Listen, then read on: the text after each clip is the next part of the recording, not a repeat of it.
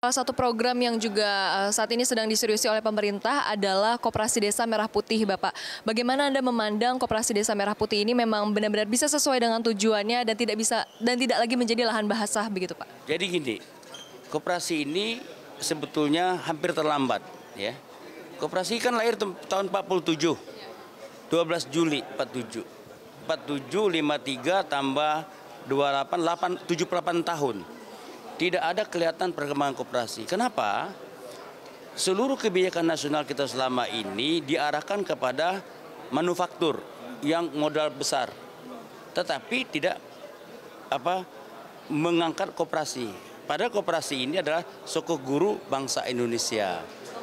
Ini adalah instrumen dari pasal 33. Semua sumber daya alam dimiliki oleh negara, digunakan sebaik-baiknya oleh rakyat Indonesia. Nah, instrumennya apa? Koperasi. Tetapi selama ini kan PT, Bu. PT ini nggak cocok dengan kultur kita. PT ini produk Barat. Zaman kolonial ada PT. Zaman Hindia Belanda, zaman Inggris, India Timur juga PT. Jadi koperasi ini produk kita. Tapi lama-lama koperasi mati. Nah, kehadiran Koperasi Merah Putih ini menurut saya renungan reflektif ya dari kemampuan Bapak Prabowo merumuskan ideologi ekonomi masa depan. Jadi menurut saya sudah tepat.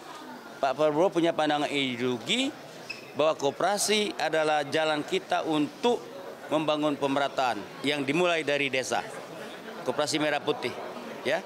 Hanya saja Koperasi Merah Putih ini mesti di-drive dengan baik.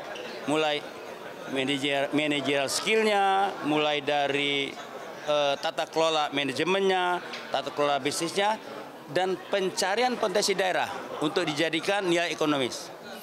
Nah, maka kita perlukan sekarang ada orang-orang pintar. Siapa orang pintar? Sarjana-sarjana yang nggak ada bekerja sama ini kita bawa ke desa.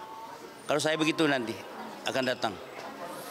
Berarti potensinya cukup besar ya, Pak ya? Bukan besar lagi, sangat besar. Tapi kalau nggak kelola dengan baik bisa bangkrut kayak dulu. Karena begini, koperasi ini bisnis to bisnis.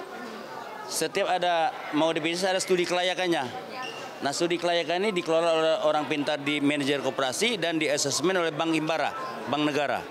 Jadi kayak dulu kan kasih aja, kasih habis. Kali ini nggak boleh. Begitu studinya nggak bagus, ditolak. Kalau misalnya pengajuan 1 miliar, studinya 500 saja. Jadi bisnis to bisnis. Sambil melatih watak kewirausahaan rakyat Indonesia mulai dari desa. Betul kira-kira ya?